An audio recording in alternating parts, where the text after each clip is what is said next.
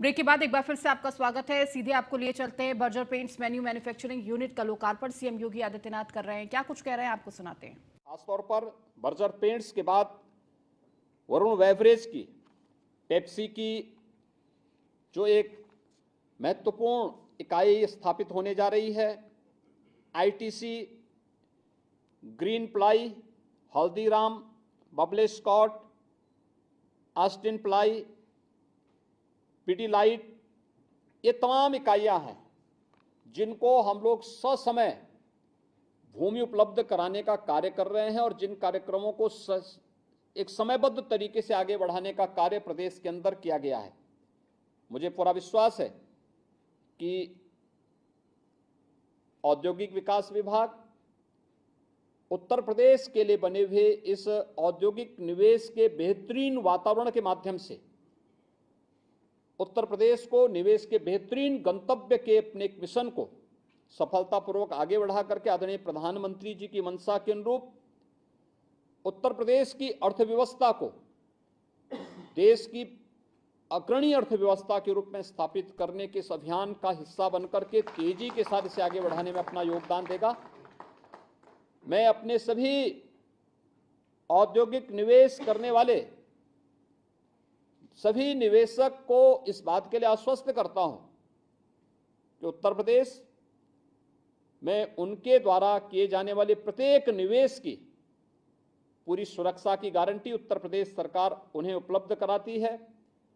किसी भी प्रकार की कोई भी समस्या जो भी आपके साथ हमारी सरकार के द्वारा किए गए एमओयू के तहत किसी भी प्रकार के कोई वायदे होंगे, उनको ससमय उसका निर्वहन करने का कार्य सरकार करेगी और न केवल आपको यहाँ पर सुरक्षित बल्कि एक फलदायी निवेश के माध्यम से आपके बिजनेस को आगे बढ़ाने में अपना योगदान देगी। मुझे पूरा विश्वास है कि इस प्रकार की इकाइयाँ न केवल अपना विस्तार करेंगी बल्कि स्थानीय युवाओं के लिए भी स्किल डेवलपमेंट के एक बेहतरीन कार्यक्रम को आगे बढ़ाने का कार्य भी करेगी। आज समय आ गया है जब हम स्थानीय इंस्टीट्यूशंस को भी इंडस्ट्री के साथ जोड़ करके आने वाले समय के लिए मैन पावर की स्किल डेवलपमेंट के साथ भी अपनी इकाई को जोड़ सकते हैं। अभी हाल ही में हमारी सरकार ने टाटा टेक्नोलॉजीज लिमिटेड के साथ 150 आईटीआई के एमओयू को आगे बढ़ाया है, जिसमें 35,000 युवाओं को प्रतिवर्ष हम ट्रेनिंग देंगे। न्यू एज ट्रेड्स के साथ उन्हें उनके स्किल डेवलपमेंट के कार्यक्रम को आगे बढ़ाएंगे और टीटीएल ने अपनी सहयोगी इकाइयों में उनके समायोजन की गारंटी भी दी है। अगले 10 वर्ष तक वह इस कार्यक्रम के साथ राज्य सरकार के साथ जुड़ी रहेगी और मैं चाहूंगा कि कम से कम एक स्किल डेवलपमेंट का सेंटर वहां पर अगर आपके माध्यम से हरदोई संडीला में स्थापित होता है, औद्योगिक विकास विभाग इसमें या यूपीसीडा इसमें आपका सहयोग करेगा, तो स्थानीय युवा न केवल एक सकारात्मक भाव के साथ इस स्किल डेवलपमेंट के साथ जुड़ेंगे बल्कि समय समय पर हमारे जनप्रतिनिधियों को भी इस सेंटर के माध्यम से अन्य क्षेत्रों के विकास करने, अन्य क्षेत्रों में भी इस प्रकार के नवाचार को आगे बढ़ाने में उन्हें मदद मिलेगी। मैं एक बार फिर से बर्जर पेंट्स को अपनी इस नई इकाई को शुभारंभ करने के लिए, और वह भी एक पवित्र दिन है, होली की पूर्व संध्या पर आप ये कार्यक्रम कर रहे हैं, ये बहुत शुभ अवसर माना जाता है। मैं इस अवसर पर एक बार फिर से आपको हृदय से बधाई देता हूं। आपको एक यहाँ पर सुरक्षित और फलदायी निवेश के प्रति आश्वस्त करता हूं। अपने सभी माननीय जनप्रतिनिधियों को, हरदोई की जनता जनार्दन को इस निवेश के लिए अपनी हृदय से बधाई और शुभकामनाएं देते हुए उन्हें इस बात के लिए विश्वास दिलाता हूं कि हरदोई, सीतापुर, उन्नाव या आसपास के जितने भी मध्य उत्तर प्रदेश के हमारे जनपद हैं, इन सब में भी निवेश के प्रस्ताव इसी प्रकार से फलीभूत होते हुए दिखाई देंगे, जैसे आज संडीला का यह निवेश का प्रस्ताव यहाँ पर जमीनी धरातल पर आज उत्पादन के लिए अपने आप को तैयार करता हुआ दिखाई दिया है। आप सबको मैं इस अवसर पर हृदय से बधाई देता हूं और होली की अपनी मंगल में शुभकामनाएं भी देता हूं। जय हिंद।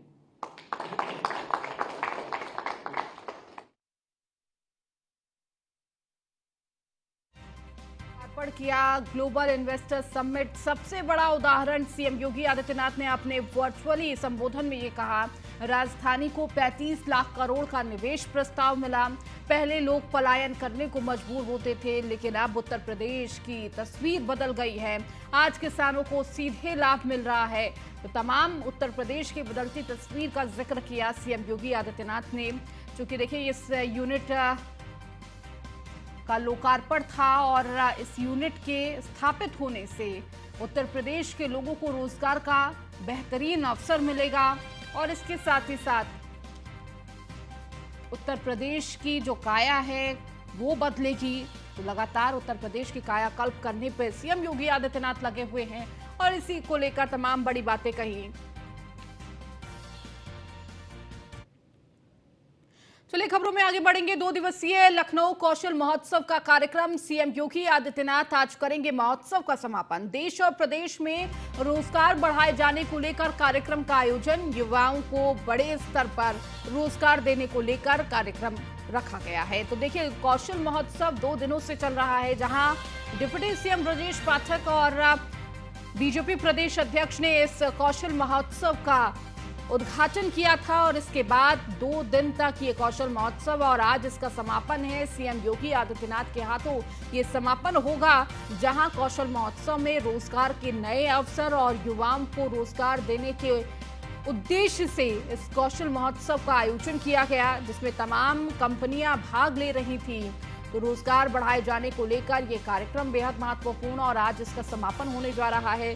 प्रदेश के मुखिया सीएम योगी आदित्यनाथ इस कार्यक्रम का समापन करेंगे।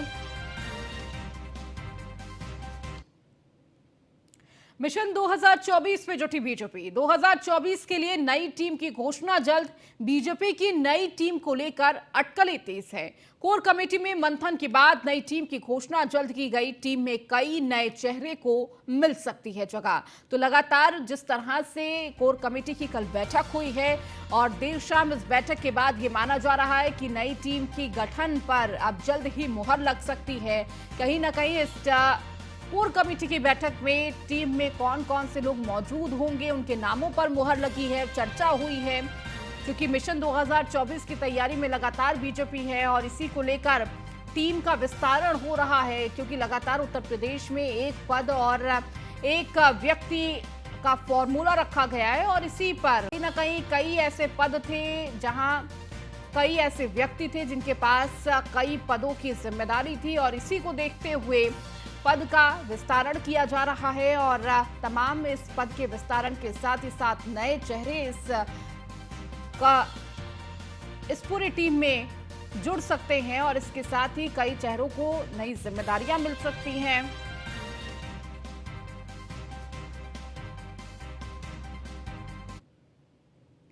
अलीगढ़ में एग्जाम से देकर लौट रही नाबालिग छात्रा से गैंगरेप का मामला सामने आया है। हाई स्कूल की छात्रा पेपर देकर लौट रही थी, तभी युवकों ने अगवा कर लिया और बाग में दोस्तों के साथ छात्रा से गैंगरेप किया।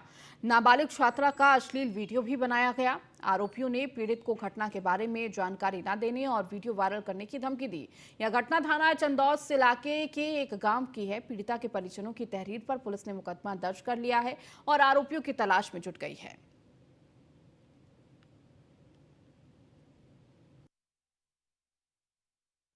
4 मार्च को थाना चंडौस पर एक 15 वर्षीय युवती द्वारा तहरीर दी गई, जिसमें उसके द्वारा उसी के गांव के पूर्व परिचित 5 व्यक्तियों पर 3 तारीख को दुष्कर्म करने का आरोप लगाया है। सूचना मिलने पर तुरंत युवती को मेडिकल के लिए अस्पताल भेजा गया तथा उसकी तहरीर के आधार पर सुसंगत धाराओं में मुकदमा पंजीकृत थाना चंडौस पर किया गया है। आरोपियों की गिरफ्तारी हेतु टीम गठित कर दी गई है तथा शीघ्र ही इनकी गिरफ्तारी कर विधिक कार्रवाई प्रचलन में लाई जाएगी। कल स्कूल से जा रही थी पेपर देके, तो रास्ते में 2 लड़के मिले मेरे साथ ज़बरदस्ती करके मुझ बाइक पे बैठाकर सुनसान जगह पर ले गए थे। अच्छा, तो क्या हुआ? कुछ गलत कार्य किया उन्होंने आपके साथ? हाँ, कितने लोग थे? वहाँ पर 3 और मौजूद थे पहले से ही। तो कुल कितने लोग थे? 5। 5। तो पुलिस से आपने शिकायत की है घटना की? हाँ, एफआईआर दर्ज हो रही है? हाँ। कल इस खबर रायबरेली से है, जहां पर राज्य मंत्री स्वतंत्र प्रभार दिनेश प्रताप सिंह उमेश पाल हत्याकांड में शहीद हुए सिपाही राघवेंद्र के घर पर पहुंचे। वहीं राज्य मंत्री ने परिजनों को दुख की घड़ी में ढांढस बंधाया और मुख्यमंत्री की ओर से परिजनों को 50 लाख और चेक राज्य मंत्री और पुलिस अधीक्षक के द्वारा शहीद के परिजनों को दिया गया। राज्य मंत्री ने कहा, मुख्यमंत्री ने 50 लाख की आर्थिक सहायता के साथ परिजनों में भेंट अपेक्षा की है। मुलाकात के बाद परिजनों की अपेक्षाओं को भी मुख्यमंत्री ने पूरा करेंगे। परिजनों की मंशा के अनुसार होली से ठीक बाद शहीद के नाम के द्वारा सड़क का निर्माण कार्य शुरू करवा दिया जाएगा। उत्तर प्रदेश सरकार के माननीय मुख्यमंत्री जी स्वयं इतने संवेदनशील हैं, ये राज्य सरकार का हर व्यक्ति लगभग जानता है। तो आज हमको मुख्यमंत्री जी ने स्वतः अपनी ओर से फ़ोन करके कहा कि आप शहीद के परिजनों से जाकर के मिलें और राज्य सरकार की ओर से 50 लाख रुपए सहायता राशि उनको प्रदान करें। इसके अतिरिक्त होली का त्यौहार बीत जाए और थोड़ा ये लोग भी परिजन स्टेबल हो जाए, तो इनको सबको माननीय मुख्यमंत्री जी ने बुलाया है, मैं इनको लेके जाऊंगा।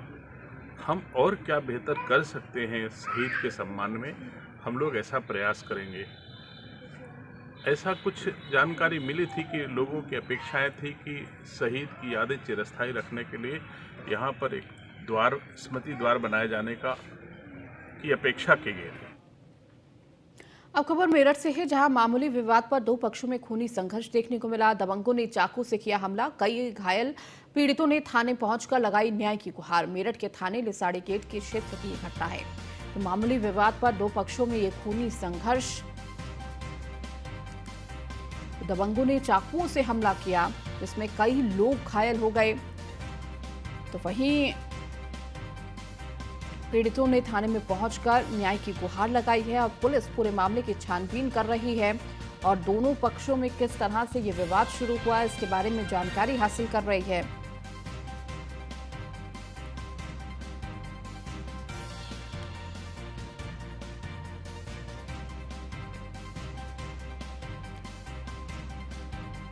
तो 2 पक्षों में मामूली विवाद के बाद खूनी संघर्ष देखने को मिला है।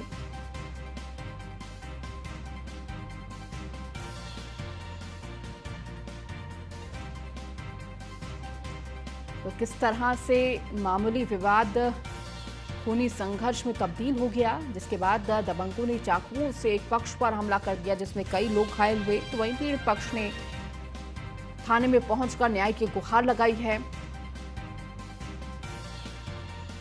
तो वहीं पुलिस अब पूरे मामले की छानबीन कर रही है। और अधिक जानकारी के साथ मेरठ से संवाददाता अतुल शर्मा हमारे साथ जुड़ चुके हैं। अतुल, क्या जानकारी इस पूरे विवाद को लेकर मिल रही है और अभी तक क्या कार्रवाई पुलिस के द्वारा? देखिए कीर्ति की, मेरठ के थाना लिसाड़ी गेट क्षेत्र के लक्कीपुरा का मामला है, जहां पर दो लोगों में विवाद चल रहा था। वहां पर देख रहे लोगों में जिस तरह से बाहर से आकर के लोगों ने खूनी संघर्ष किया, मारपिटाई की है, जिसमें आधे दर्जन से ज्यादा लोग घायल हुए। पुलिस मामले की तलाश कर रही है, किस बात को लेकर के विवाद हुआ है और जितने लोग घायल हैं उनको नजदीकी अस्पताल में भर्ती कराया गया है। लगातार देखा जाए तो लड़ाई देखते वक्त ये खूनी संघर्ष देखने को मिला है। 2 भाइयों की लड़ाई चल रही थी, जिसमें पड़ोसी खड़े होकर के देख रहे थे, जिसके बाद दोनों भाई और उनके पड़ोसियों ने मिलकर के इन लोगों पर पिटाई की है। पुलिस का कहना है कि मामले की जांच की जा रही है, किन कारणों की वजह से ये लड़ाई हुई है। लगातार देखा जाए तो मेरठ के अंदर इसी तरह से कई विवाद पहले भी सामने आ चुके हैं। पुलिस जांच कर रही है और आगे कार्रवाई का आश्वासन दे रही है। इसके साथ ही अतुल, जिस तरह से लगातार दबंगों के ये किस तरह खुलेआम लगातार हमले देखने को मिल रहे हैं, पुलिस एक तरफ कह रही है कि हम तमाम अपराधियों पर शिकंजा कस रहे हैं, लेकिन उसके बावजूद देखिए ऐसे मामले थम नहीं रहे हैं।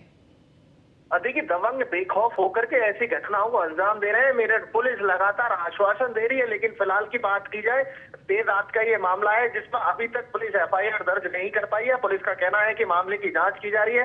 कहीं ना कहीं इसी तरह से दबंगों के हौसले बुलंद होते चले जाते हैं और वो घटनाओं को अंजाम देते हैं। वहीं गरीब आदमी जो लड़ाई देखने के लिए वहां गए थे, उन पर इस तरह से वार किया गया है। आपसी विवाद के चलते शांति कराने के लिए लोग पहुंचे थे वहां पर, जिसके बाद दोनों भाई और जो पक्षों में लड़ाई हो रही थी, वो दोनों ने इनको जमकर पीटा है। और पुलिस का कहना है कि मामले की जांच की जा रही है। जांच के नाम पर लगातार पुलिस लापरवाही बरतती है। उसके बाद दबंगों के हौसले बुलंद होते रहते हैं और दबंग इसी तरह से घटनाओं को अंजाम देते रहते हैं। ठीक है, बहुत शुक्रिया अतुल इस जानकारी को देने के लिए। रामपुर में स्वास्थ्य विभाग की टीम ने मिलक खानम में चल रहे बिना पंजीकृत फर्जी हॉस्पिटल पर छापेमारी की कार्रवाई की है। मौके पर कोई भी अभिलेख न मिलने पर और अस्पताल में मरीज भर्ती पाए जाने के बावजूद नोटिस जारी किया। स्वास्थ्य विभाग की टीम ने मिलीभगत के चलते हॉस्पिटल को सील नहीं किया गया। साथ ही स्वास्थ्य विभाग इसके खिलाफ कोई भी ठोस कार्रवाई नहीं कर रहा है। मिलीभगत के चलते खाना पूर्ति कर रहा है, जिससे इनके हौसले बुलंद हैं। तो रामपुर से ये मामला सामने आया, जहां पर किस तरह से फर्जी तरीके से हॉस्पिटल चलाए जा रहे हैं। फहीम खान हमारे संवाददाता हमारे साथ जुड़ गए हैं।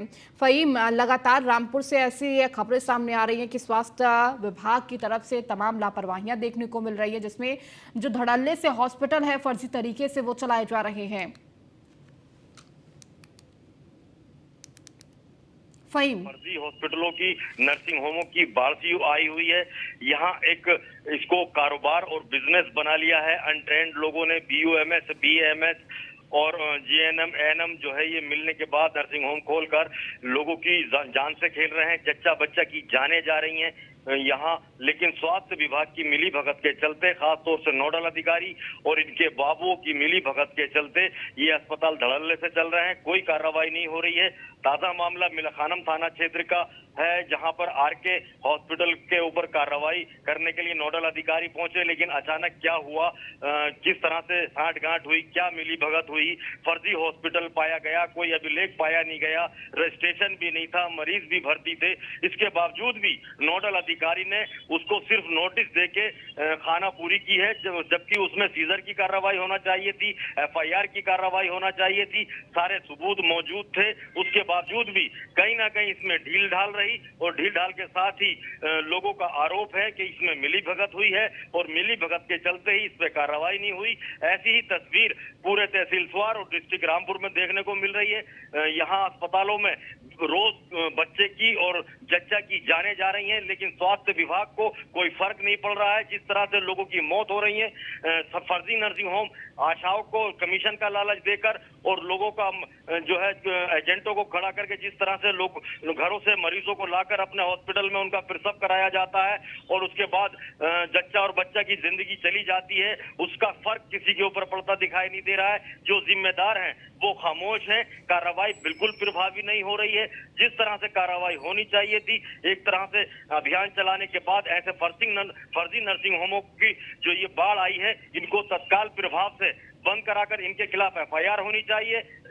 हर तरफ वो बोलबाला है फर्जी नर्सिंग होमों का, लेकिन उसके बावजूद भी स्वास्थ्य विभाग की तरफ से बहुत ज्यादा कार्रवाई ना करके सिर्फ कहीं कहीं कोई इक्का दुक्का कार्रवाई करके खाना पूरी की जा रही है, जिसकी वजह से लोगों की जाने जा रही हैं। और स्वास्थ्य विभाग के जो नोडल अधिकारी हैं वो कहीं ना कहीं मिली भगत में शामिल हैं और इनकी ये जो बाबू इनके हैं वो बाबू जी साठगांठ कर लेते हैं पहले से ही, और जिसकी वजह से कार्रवाई नहीं हो पाती। कार्रवाई ना होने से लोगों की जाने जा रही हैं, लेकिन इसकी परवाह किसी को नहीं है, इसकी चिंता किसी को नहीं है। यहाँ तक कि जो विभाग के मुखिया हैं, ब्रजेश पाठक उप मुख्यमंत्री भी हैं, वो बहुत सख्त कदम उठा रहे हैं, CMO भी बहुत सख्त कदम उठा रहे हैं, लेकिन उसके बावजूद भी कोई फर्क नीचे के अधिकारियों को, नोडल अधिकारियों को या बाबुओं को नहीं पड़ रहा है और ये लोग मिली भगत के चलते कोई कार्रवाई नहीं कर रहे हैं, जिसकी वजह से लोगों की जाने जा रही है रामपुर स्वार के अंदर। जी ठीक है, बहुत शुक्रिया फहीम इन तमाम जानकारियों को साझा करने के लिए।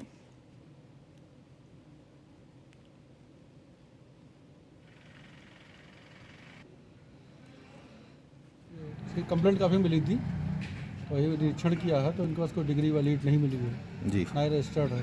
तो उनको भी नोटिस दिया गया है कि अपना पक्ष जो है 1 हफ्ते के अंदर रखें, वरना जो अग्रिम कार्रवाई की जाएगी, सील किया जाएगा तो फर्दर। तो अभी इन पर कोई कार्रवाई नहीं? कार्रवाई क्यों नहीं, नोटिस इनको दिया गया, इनको भी सख्त चेतावनी दी गई, कोई कार्य नहीं करेंगे। तो किसी तरह का रजिस्ट्रेशन नहीं है इनके पास? ना रजिस्ट्रेशन नहीं है इनके पास, कोई रजिस्ट्रेशन नहीं है। बिल्कुल गलत तरीके से चला कोई रहा। पुरुष नहीं रजिस्ट्रेशन कर पाए। इनकी सारी तैयारियां हैं बस अब तक, लेकिन रजिस्ट्रेशन नहीं इनका है।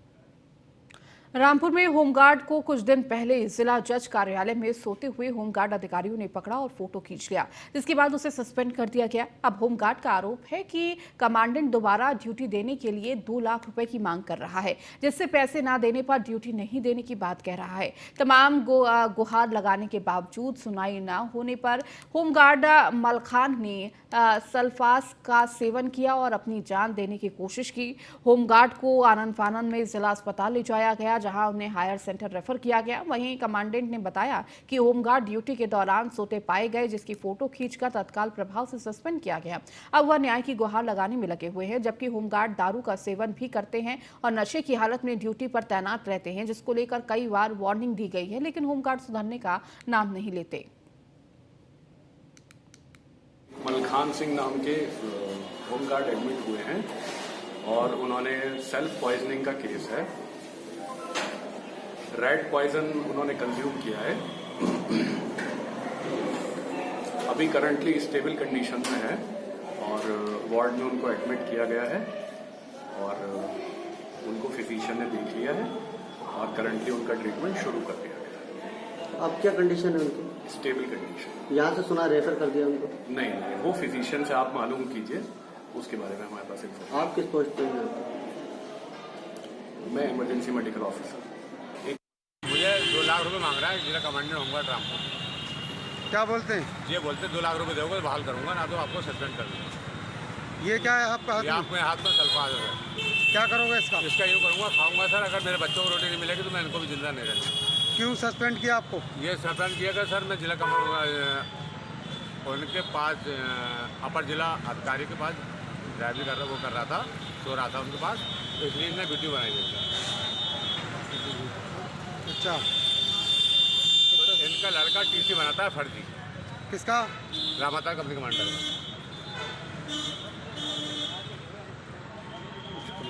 अच्छा, तो आपसे क्या कर रहे हैं आप? अब ये कह रहा है कि 2 लाख रुपये पहले दे चुके, 2 लाख रुपये आप बहाल करने के दोगे मुझे तो दूँगा। मैं गरीब घर से हूँ, अगर मैं गरीब घर से नहीं होता तो होमगार्ड में क्यों होता। तो आपके हाथ में ही जो है ये क्या है? ये सल्फास। तो इसका क्या करेंगे आप? इसका सर प्रयोग करूँगा अगर मुझे बहाल नहीं किया जाएगा तो। आपने कहीं शिकायत करी? जी सर, इन कमांडेंट साहब से शिकायत करी। वहीं आगरा में खाद्य विभाग की छापेमारी डेयरी और मिठाई की दुकान पर लगातार की जा रही है। सैंपल दूषित सामान को कराया जा रहा है नष्ट। हाल ही में बड़ी मात्रा में एक्सपायर बेस को कराया गया नष्ट। ग्रामीण इलाके में भी सैंपलिंग की कार्रवाई जारी है। तो होली के पर्व को लेकर लगातार ये कार्रवाई देखी जा रही है।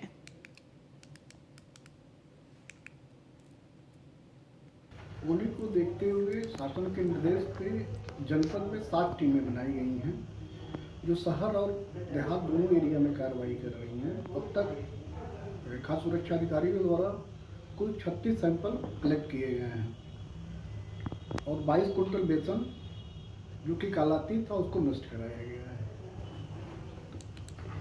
लगातार अभियान चलता रहेगा त्योहारों को भी।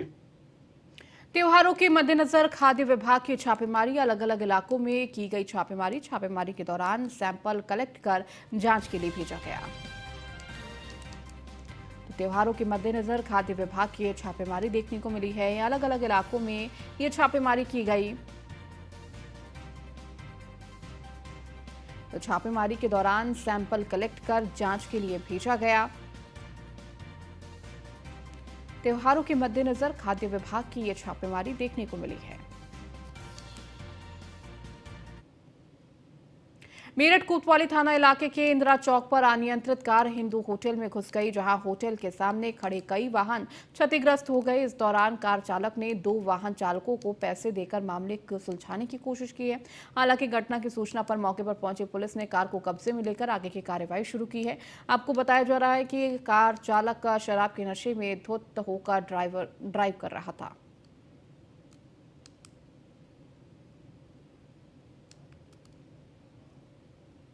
अब खबर मेरठ से, जहां पुलिस ने चलाया विशेष चेकिंग अभियान। देहात इलाके में 299 वाहनों के काटे गए चालान। ट्रैफिक पुलिस ने 19 वाहनों को किया सीज। त्योहारों को देखते हुए ये चलाया विशेष अभियान। पुलिस चेकिंग के दौरान 10 किलो गांजा भी बरामद।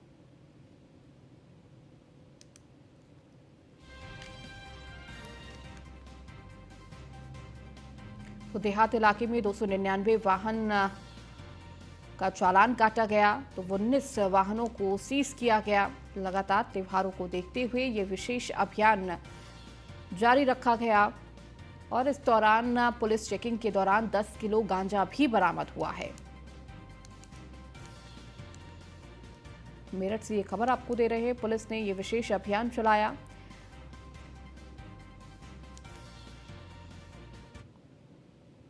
हरियाणा के उप मुख्यमंत्री दुष्यंत चौटाला के छोटे भाई और जेजेपी पार्टी के राष्ट्रीय महासचिव दिग्विजय चौटाला मुजफ्फरनगर पहुंचे। दिग्विजय चौटाला सचिन चौधरी के आवास पर पहुंचकर अपने विवाह का निमंत्रण दिया। उत्तर प्रदेश की कानून व्यवस्था पर दिग्विजय चौटाला ने कहा कि पहले से हालात सुधरे हैं, अभी भी काम होना बाकी है। कानून व्यवस्था को लेकर यहाँ की सरकार काफी गंभीर है। आज तो वैसे ही हमारा पारिवारिक तौर पर जो है सचिन जी के यहाँ इनके घर पर, क्योंकि मेरी विवाह का भी कार्यक्रम है इस महीने, उसका निमंत्रण देने के लिए, इनविटेशन देने के लिए आए थे। इसके बाद स्वामी रामदेव जी के यहाँ, क्योंकि उनके साथ भी हमारे पारिवारिक रिश्ते हैं, हरिद्वार जाने का कार्यक्रम। चौटाला जी, उत्तर प्रदेश को कहा जाता है कि यहाँ पर क्राइम मुक्त हो गया, लेकिन अभी जिस तरह इलाहाबाद में जो घटना हुई थी, खुलाम एक जो गवाह थे पाल साहब, उनकी हत्या कर दी गई थी, क्या कहेंगे इस तरह से? देखिए, मुझे उम्मीद है कि पहले से हालात बहुत सुधरे हैं और अभी भी यहाँ पर क्राइम के मामले में बहुत काम किया जाना बाकी है। मुझे उम्मीद है कि यहाँ की जो सरकार है भारतीय जनता पार्टी की, वो इसको लेकर के संजीदा है, सेंसिटिव है और उम्मीद करता हूँ कि इस तरह की घटनाएं और आगे बढ़ेंगी। चलिए, इस बुलेटिन में फिलहाल इतना ही। बने रहिए इस न्यूज़ 1 इंडिया के साथ।